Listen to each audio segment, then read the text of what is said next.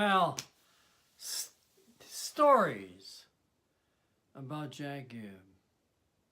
First, I want to talk to you about this book, T-Group Theory and Laboratory Method. I wore one or two copies out. This is the third one. It's kind of wearing out.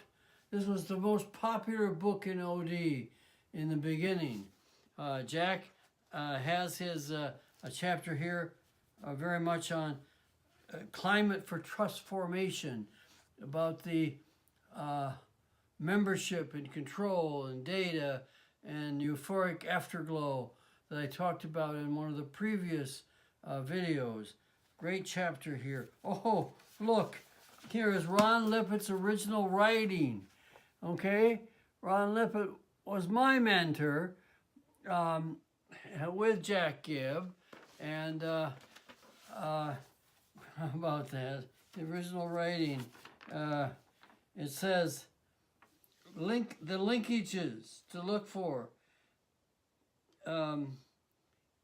in order to change attitudes, decisions, and behaviors of individuals and organizations. Interesting. So this was a very important book because I led T groups from 1962 to 1974, and this was my essential theory book. It has a great chapter in there on defensive communication.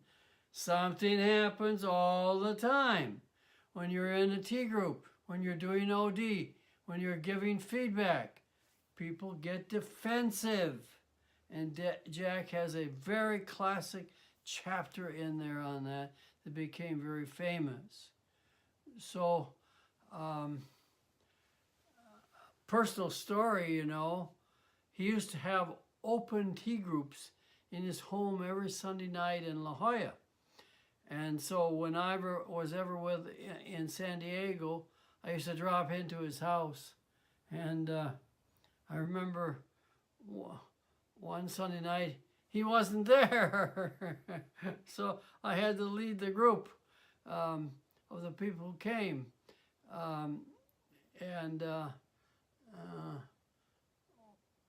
He was just the most personable person one would ever meet. Okay? I remember at ODI was founded with Don Cole and I when we were with Jack at a National Organization Development Network. And Jack had the whole group sitting on the floor, you know, and he'd just go like this and say a word or two to that part of the room and they'd all laugh. He was spontaneous. Everything just flowed from him. He was so free. I remember that special situation. Mike Doyle. Don Cole and I skipped out of Mike Doyle. This was one of the most famous books, How to Make Meetings Work, by Mike Doyle. And he was going to write a book for me, and then he passed away. But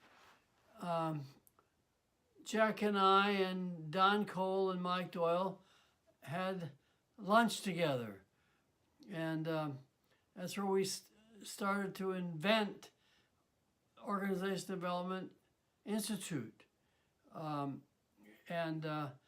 remember Jack being so focused, so concentrated, so spine straight, so not paying attention to anything around him.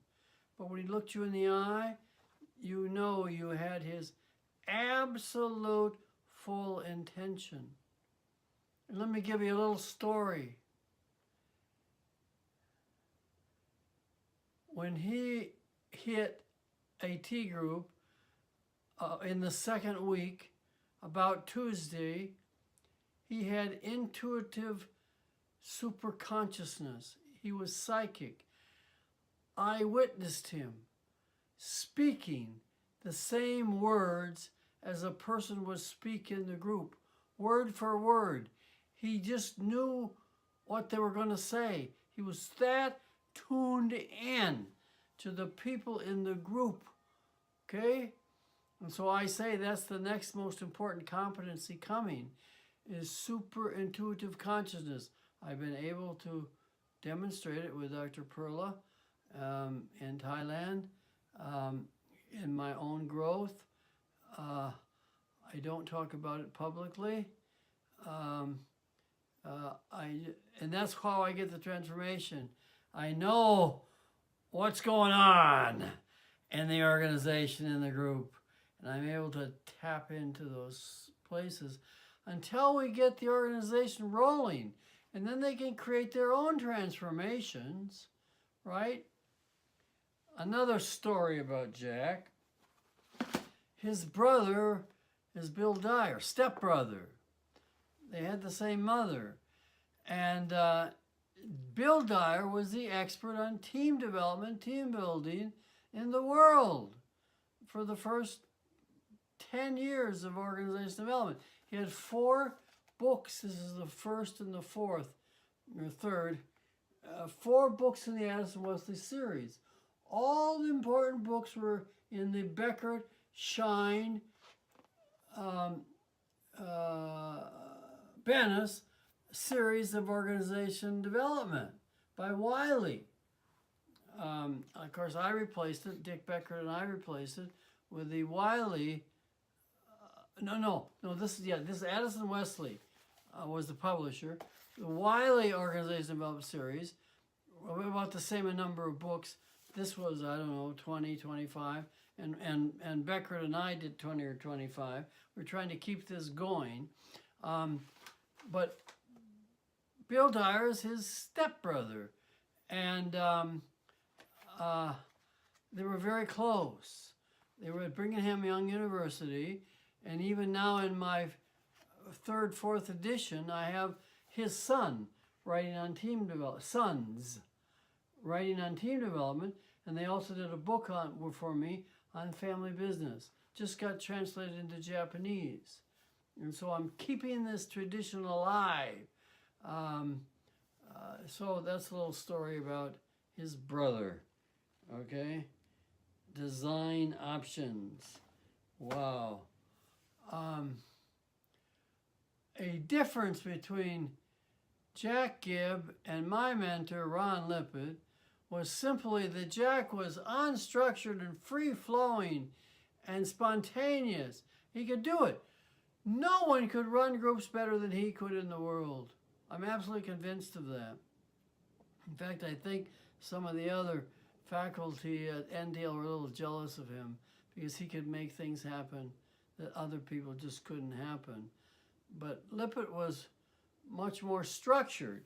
And in this book, Lippert writes the chapter on design, okay? And so I learned how to design from Ron Lippert, and I use both. So in my phase 1, it's very structured, according to Lippert.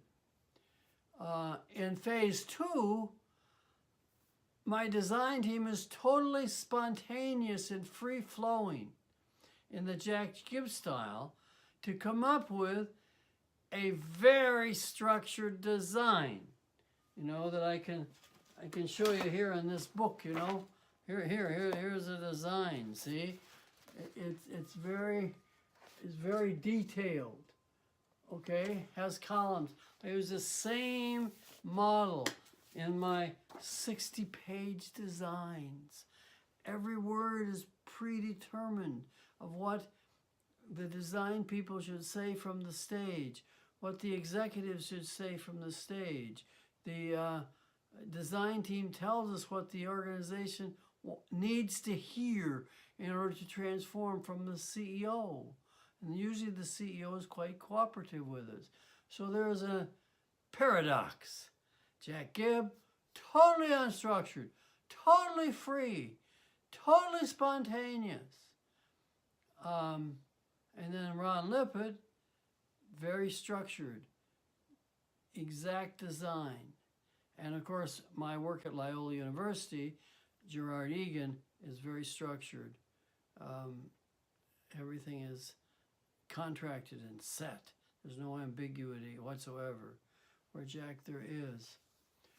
So here's the deal. We got to stop here and I'll go to the second piece where I'm going to talk about transcendence.